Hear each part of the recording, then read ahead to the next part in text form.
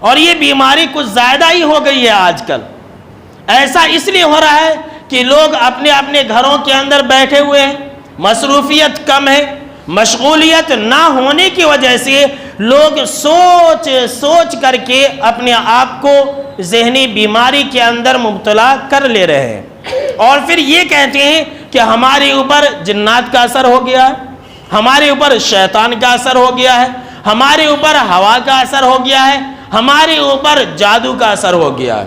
ایک بات آپ اپنے ذہن و دماغ کے اندر یہ بیٹھا لیں کہ جنات ہو یا پھر شیطان ہو، اس کے پاس بہت ساری طاقت اور قوت ہے، لیکن جنات اور شیاطین کو اللہ رب العالمین نے اتنی طاقت بھی نہیں دی ہے کہ وہ جس وقت جب چاہے انسان کے اوپر اٹیک کر دے، جب چاہے انسان کے جسموں میں گھس جائے۔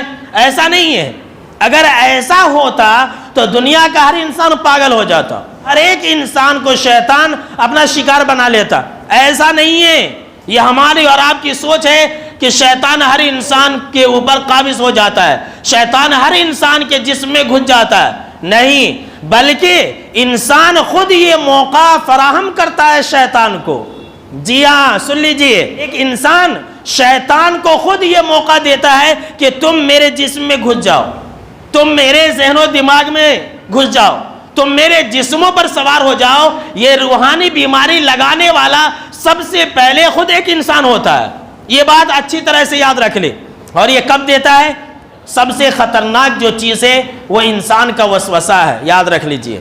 جو روحانی بیماری کا سب سے پہلا سبب ہے وہ ہے وسوسہ۔ آج کل ہر انسان وسوسے کا شکار ہے، جب دیکھو شیطان کا وسوسہ، جب دیکھو شیطان کا وسوسہ، اور اسی وسوسے نے انسان کو گمراہ کر دیا ہے، اسی وسوسے نے انسان کو طرح طرح کی بیماریوں سے دوچار کر دیا ہے۔ کیسا وسوسہ؟ یہ وسوسہ انسان کے دل میں، مجھے بیماری لگ گئی ہے، مجھے شیطان نے اثر کر دیا ہے، میرے اوپر روحانی اثرات ہو گئے ہیں، اور اسی وسوسے کی وجہ سے شیطان کو موقع مل جاتا ہے انسان کے جسم میں گھس جانے کا۔